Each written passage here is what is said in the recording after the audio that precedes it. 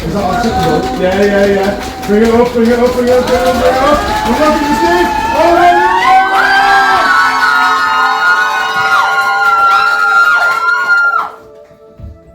That was horrific. So it's Miraculous 2012, and here's the forecast. Full moon. In literature, that is typically significant. Let's work with that. Welcome to 2012 on this evening of significance. Right, the forecast. Full moon. A moon that shifts tides, the water in our bodies. When the long day departs, we ward the darkness away. But by the end of summer, crave its return. The season closes in. Leaves grip onto us with their spindly veins, a burnt orange invitation. Inside.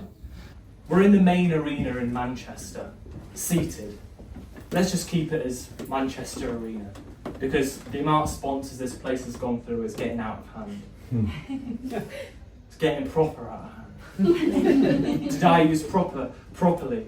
What is the proper use of such a word? This, common not proper noun, arena, applied attributively to a style of play or production in which the stage is so positioned in the auditorium that it is surrounded by the audience, and thus, as in the Greek theatron, we see the players in the round. This definition is particularly relevant to the concert in question, to the new time gig goer me, as this gig indeed was in the round. Alas, let's keep it relatively casual, because in truth at this point in time my vocabulary isn't particularly impressive. What is important to note is that I am seeing them, actually seeing in front of me but down a little bit, and for an hour and a half they will just be there, playing. There are these inverted lights suspended above a circular stage in the centre of the arena. I suppose one can say they were intended to somewhat resemble street lamps. Were they the street lamps lighting the road outside the Sovereign Light Cafe of an evening? Who's to know? Set design and all that malarkey. It smells of dry ice, the faux fog pummeling from the fog machine, the fog that blurs our view of the moon that night, to the dear moon who lit that evening, brighter than anything, brighter than the inverted, fake, meant-to-be street lamps. I want to say, in hindsight, you glow, yet not of your own accord. Gift us your somewhat spherical luminosity, and fear we may find it to be borrowed light. You are a malnourished sun, the starless star, staring down with those crater eyes asking, may I clasp your conscience in my palm and grey it with dust? This harvest, the moon, the secretive orb is full. Watch tonight, at dusk, outside the arena, where life keeps on and on and on, a geranium flourish. A geranium flourish and break as ink in sky water. This moon, it speaks. Thank you.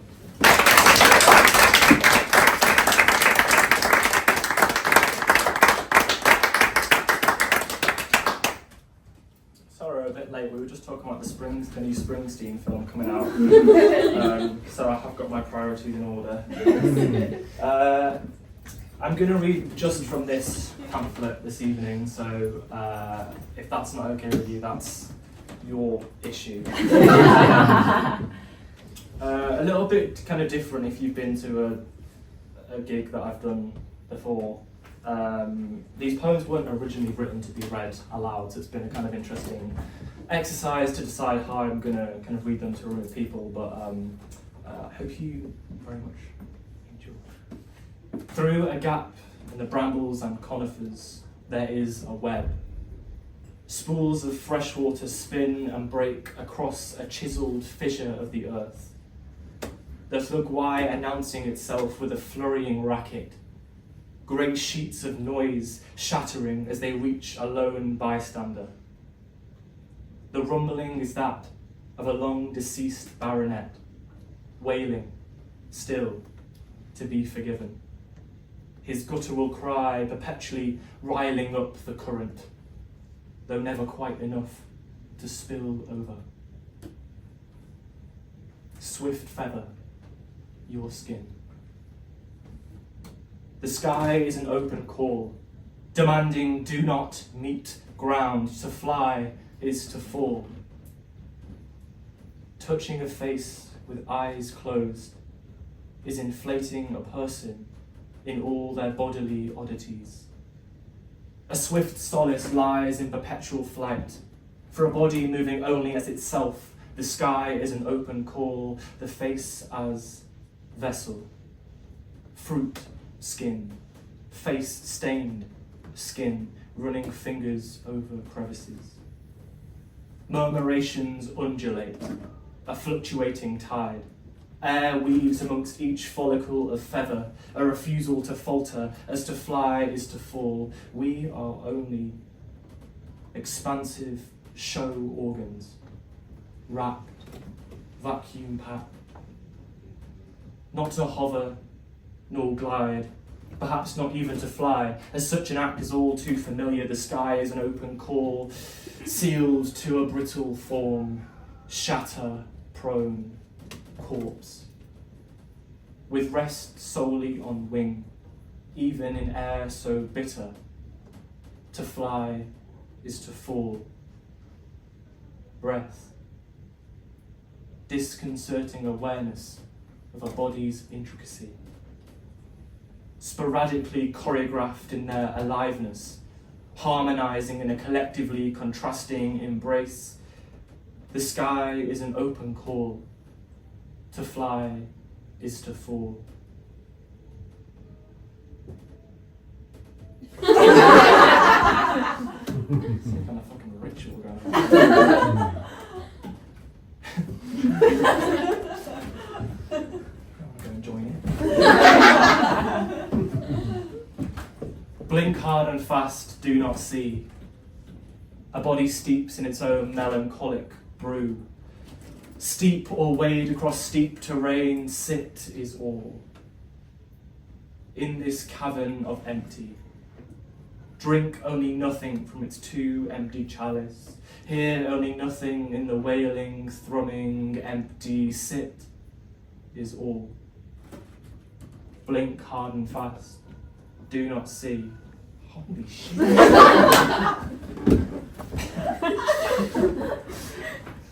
To steep is to see, to wail is to see, to screech is to see.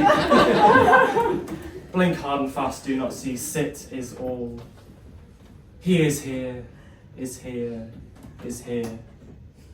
The penultimate line of the sonnet, the eventual, he is here, is here, is here. Thank you.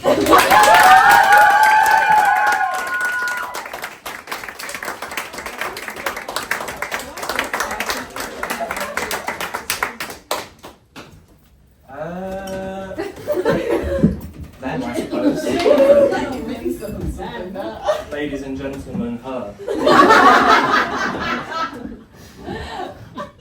At first, wrapped grey fungus gluts on our cache.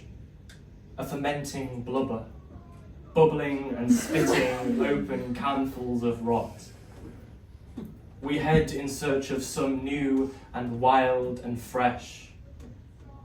At first there is a verdant, prickly stem, all fruitful and glorious.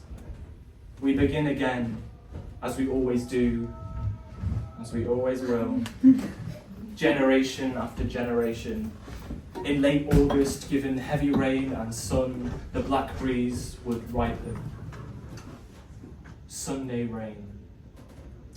Frogs leap up and off the stage in a moment of frenzy.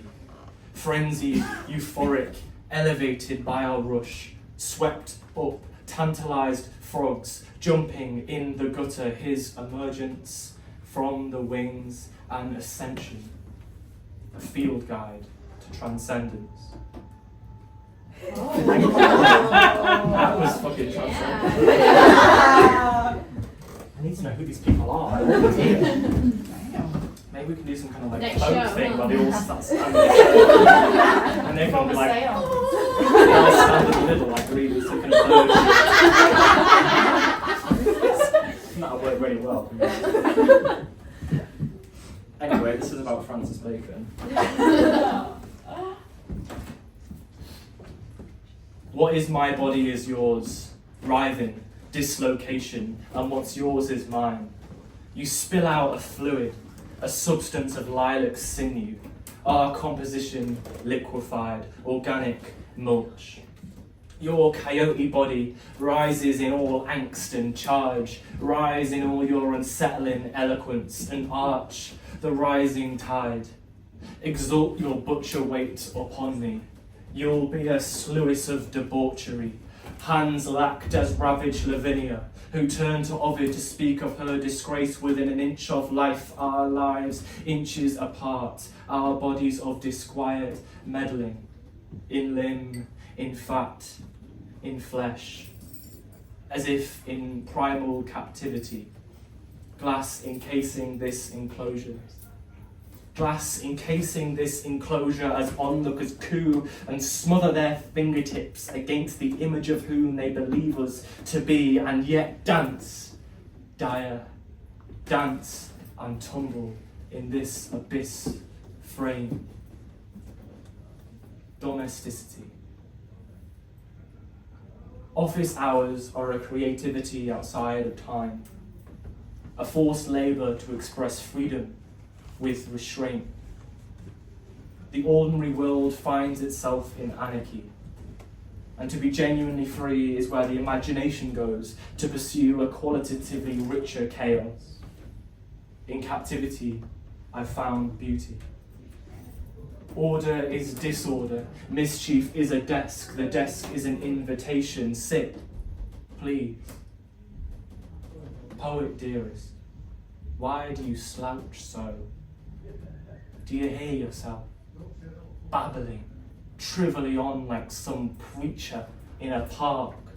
Stand yourself there on a pedestal and hear what they shout back, laden with offence, the night's flowers, spores of glass are a splintered congregation at your feet. You are late for a meeting. There is a shuffling in the air. Form is not reality. Formlessness tucks itself into a breast pocket and dissipates. Later, a mother pours an excess of dust from a jacket. Dust. No. Ash. It chokes her. Thank you.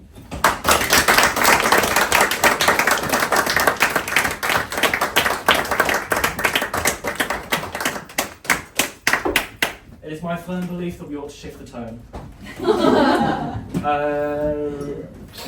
There's no nice way to say this, really. This poem is about a dog finding their owner's sex toy and believing it's a bone, and being really impressed with the massages that it gives them. So I hope you enjoy this experience. We're going to go through it together. We're all in this together, okay? It is also from the perspective of the dog, which is so this is called Your Dog Is Watching You Neck Off.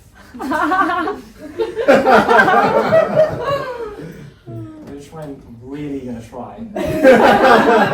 Because every time I've done this to myself, staring at the wall in my room, I've just been like, your dog is watching you neck off.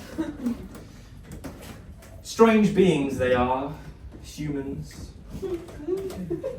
Why do they use their tongue inside each other's mouths? Isn't it just easier to lick each other's nose or sniff each other's arse? To be fair, I have seen homosexual humans. My previous owners do that. Then they broke up and sent me to Dog's Trust.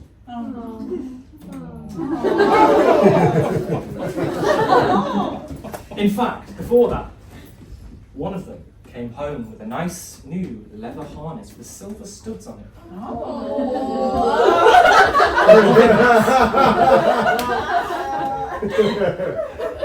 But as it transpired, one of my humans kept it for himself, which I've never known to happen since. It didn't suit him anyway, but the other humans seemed to like it when he had it on.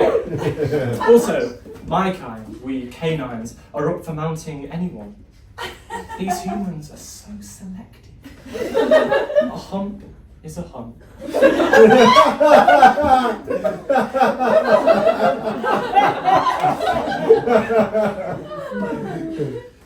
This is such childish humour. I'm sorry. Sometimes they remember to send me to my bed and close their bedroom door, but even then the noises are very confusing.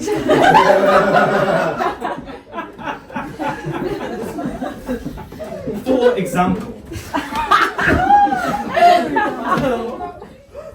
when I was shitting on the flower bed last Wednesday,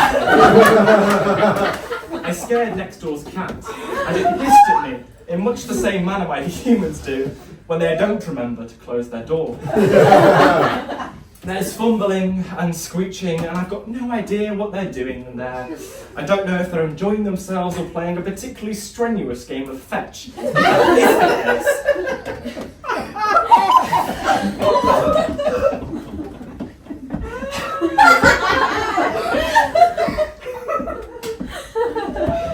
But if that is the case, I don't appreciate them excluding me.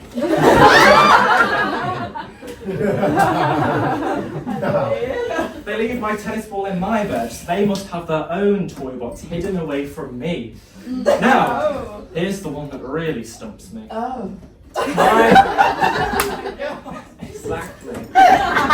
My humans, when they are touching lips and noses, seem to bite each other, and both laugh when that happens. But the other day, after cleaning up some of my own mess in the garden, as a favour, I bit one of my humans gently to let them know that I could do things just like them. They were so angry.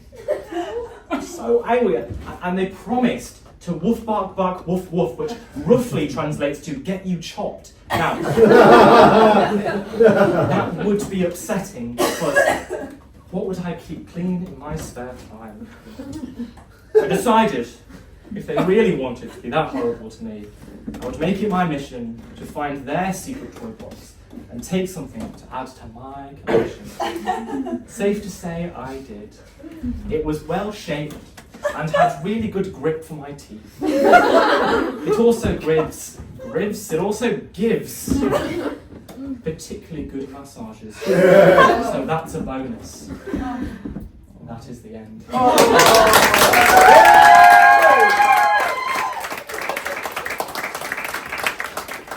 Work tomorrow. What did you do last night? I went and talked to a room of people about dogs and shagging.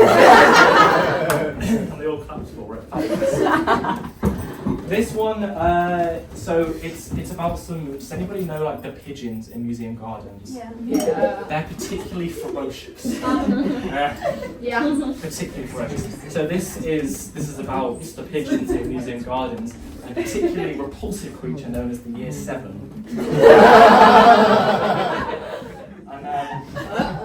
I'm going to intensely stare at my page for this because it is just a block of text, because it essentially was a humongous rant from the perspective of some kind of like middle class 50-year-old. So I'm going to try and embody that persona right now. God, what am I doing with my life? This is called the Ultimate Pigeon Cookie Brawl. Oh. What relaxation a summer afternoon in the park brings. I have my book and my coffee, the performative male at his finest, and lounge as if the grass is a double bedspread. What delight, what luxury, what weather we're having, Sandra. Oh yes, isn't it lovely? Not like last year, proper summer now, yes, true. Would you like another chamomile tea, my dear? No, ha ha ha ha. I feel like I wanted that laugh, you know, from Miranda, where the mum is like, this season's laugh is inspired by Lady Gaga's Poker Face. Ha ha ha ha. Thoroughly enjoyed that. Peace, utter peace and tranquility. Yes, darling, tranquility. But hark, the school day's over, and in the distance, the sound of some alien life form, an army of which seem to be approaching. My hairs stand on end, and that is my favourite cliche phrase. Aliens approaching, hark again, hark, hark, hark. I like this word, hark! These bizarre specimens.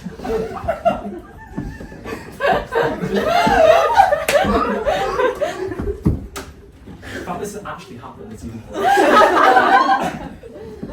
These bizarre specimens will appear York typical. They carry with them what looks to be packets of sweets. The audacity sweets, gosh, they're eating them awfully fast and with minimal manners. Hark! I caught the eye of one of them. Stare at the grass, read your book, stare at the grass, don't look or you'll turn to stone or we'll throw a tang plastic at you and that will be a horrendous incident that will surely have to be involved the police and the legal team. It is then I realise what these creatures are. And my heart sinks at the realisation they are year sevens or creatures of a similar age. There's two of them. But it gets worse. They decide to sit on the grass, which in itself is a ludicrous and unacceptable proposition, but next to me. One of them is eating a pack of Morrison's chocolate chip cookie. At this point, I am deeply disturbed and upset by their presence, so this simply couldn't get any worse, and yet, one of the plebs decides it's a good idea to feed the pigeons that surround us an entire chocolate chip cookie. Not only is this an unfathomable waste of a baked good, most likely purchased with pocket money bought for you by your hard-working parents, but also, generally speaking, like just a fucking stupid thing to do. I'm beginning to realise that this 7 in particular is simply and inarguably a bellow. Now, if you know the pigeon in York Museum Gardens, you can foresee how this is going to go. Human, please.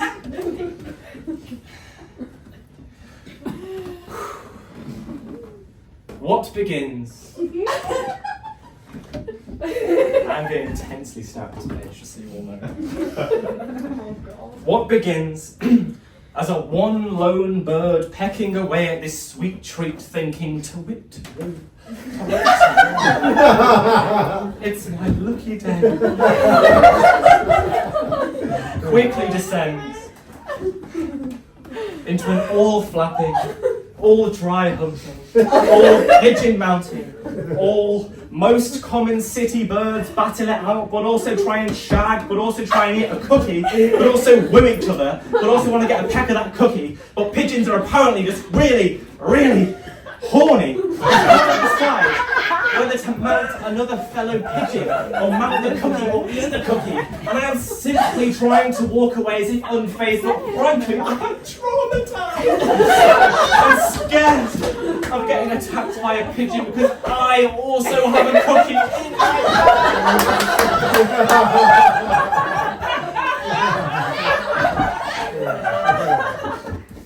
terrible time. And imagine if the pigeons started fighting and bonking over a cookie in my bag, but I really like this tote bag and don't want it to be covered in feathers and shit. Turn around to witness what I shall declare the ultimate pigeon cookie brawl. It's all just a big mess, and essentially a bird orgy with a cookie at the epicenter. Excuse the euphemism, which I only just realised now. So basically, I hate your sentence.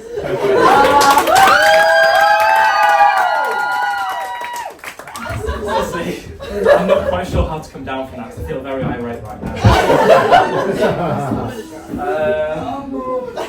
However, I am gonna bring it down a notch for 5 minutes, okay. And then we'll do some more complaining while the last minutes. However, this is a sequence of 4 poems that I wrote about a lot of time I spent during my childhood in a place in North Wales called Anglesey. And I've never really reminisced or reflected on it before, written about it before. And what I wanted to do was basically create this sequence where the 4 poems were quite essentially kind of detached scenes. So they would set a scene and leave you to kind of place yourself within that scene if you wish to do so.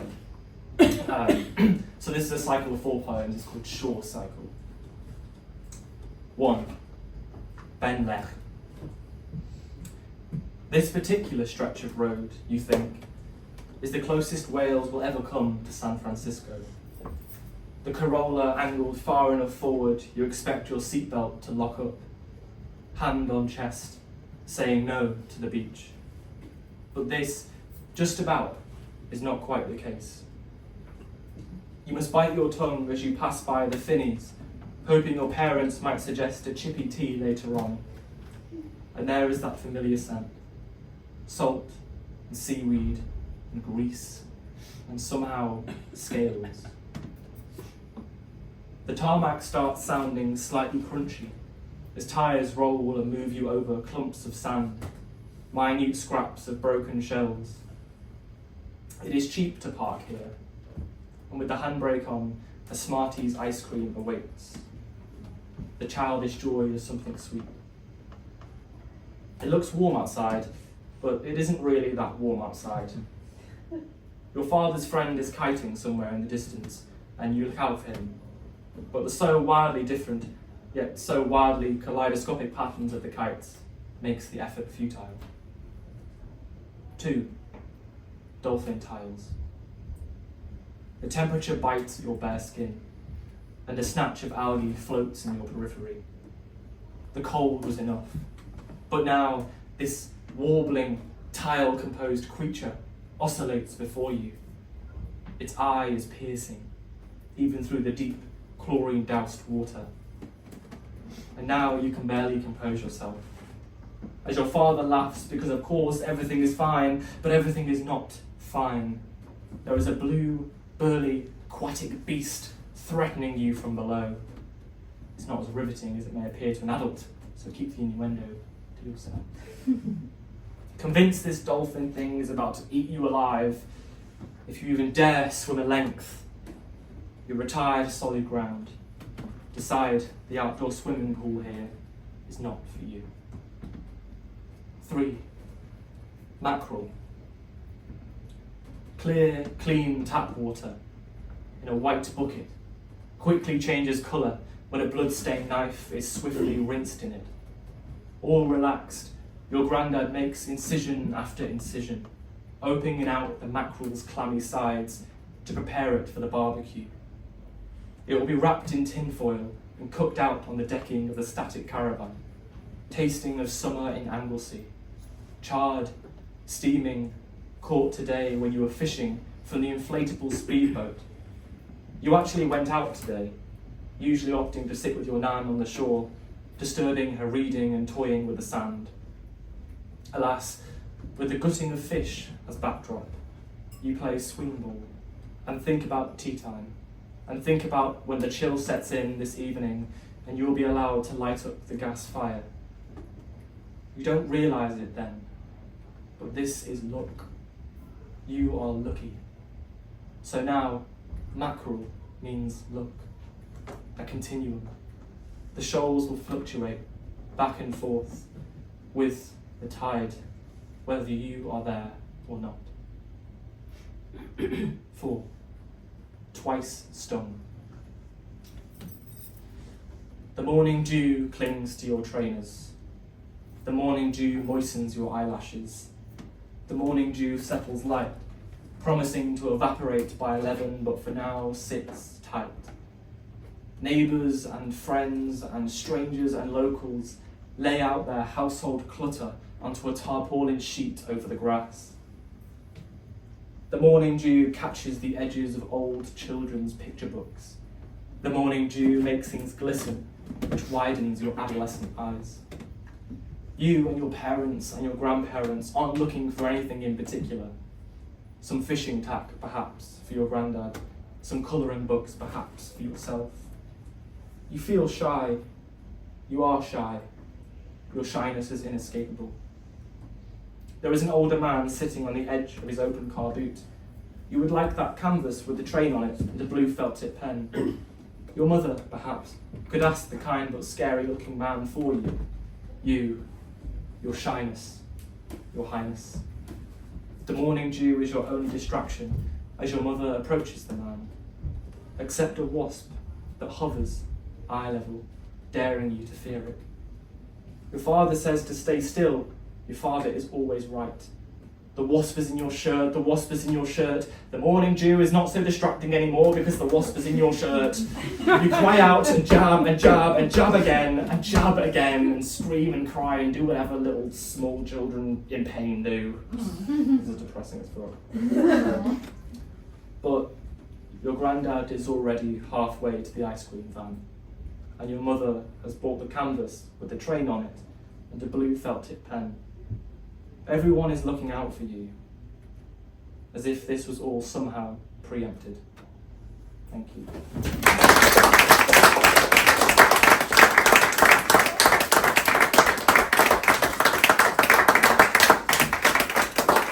This is about a very serious issue. I always introduce it this way, so if you've seen it before, please try and go with me on this introduction. This is about a very serious issue, which is very close to my heart, and it's an epidemic. It really is an epidemic, and I fear I just need to speak out about it. It's going to be most interesting. It's about mums that wear dry robes. Frankly, this is unacceptable. I'm not a judgmental person, however, this is unacceptable. A dry robe is not for the school room. A dry robe is for open water swimmers, okay? So, for the next 2 minutes, I'm going to embody a mum in a dry robe who's obsessed with Waitrose. This is called Mum in a Dry Robe. Today, I was in the newspaper. Slowly but surely, though, as we spend more time not simply in cold ponds, but outdoors in general, dry robes began migrating inland, says The Guardian.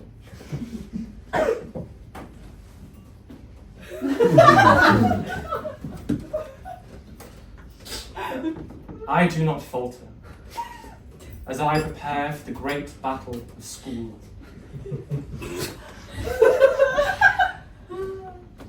The essential armour fits exquisitely and drapes the floor like an ancient cloak, trawls up the dust in its wake, like a bird's eye ship trawls up the seabed for the fish of its frozen product. There's jet black, there's hot pink, but mine is camouflage. See me now. I am a mum in a dry robe. The cold never felt so inferior. This robe is impenetrable. The British weather is nothing on me. I declare you tip your hats to me as I pass by in this robe from the Lord, this robe that is dry, this robe that broadens my God complex to unfathomable extent. The dry robe of the mum and the Holy Spirit. This Trinity is a force to be reckoned with. Asda, watch out. Morrison's, your Market Street shit.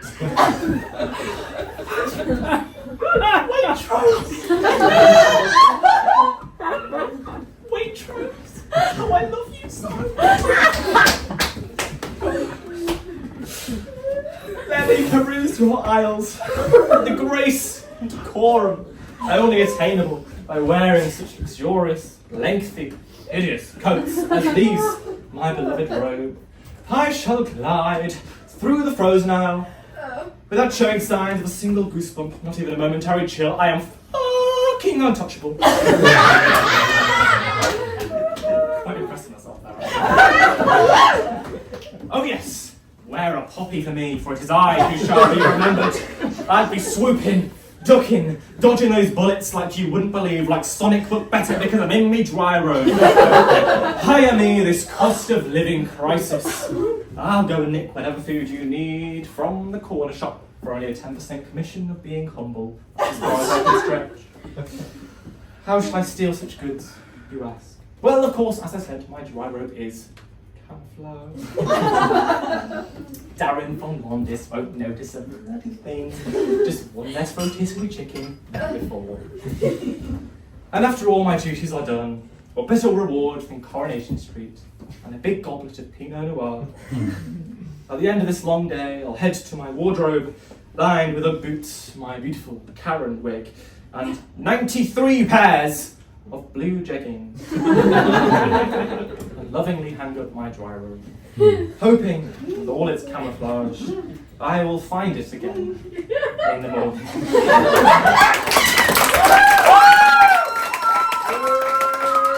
This is the last thing I'm gonna do this evening, and me and Ed are gonna do it together. So I hope you enjoy it. I just need to say that I'm doing my food truck on Wednesday, and I have pamphlets for you to buy. So if you want to support my purchasing of like ready meals and What's Rocket, good wage? I've got Rocket with anything, so I can buy like 6 packs of Rocket. Yeah. Oh, rocket. Rocket, bit of like olive oil on there. Oh. Delicious.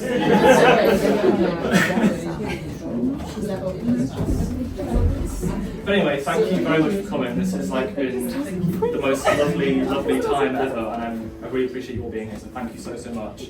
All three of us will be selling shit in that back room over there. If you would like to just come and say hello. Last thing to say is, if you can spare a minute or a pound or whatever you can spare, there's a QR code on the table as well. It's a QR code for Doctors Without Borders for the work they're doing in Palestine right now. So if you could scan that and even just read what they're doing.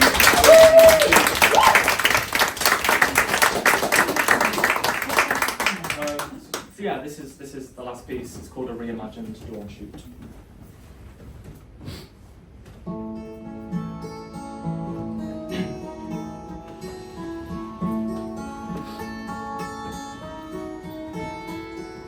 A swift solace lies in perpetual flight, a body moving only as itself,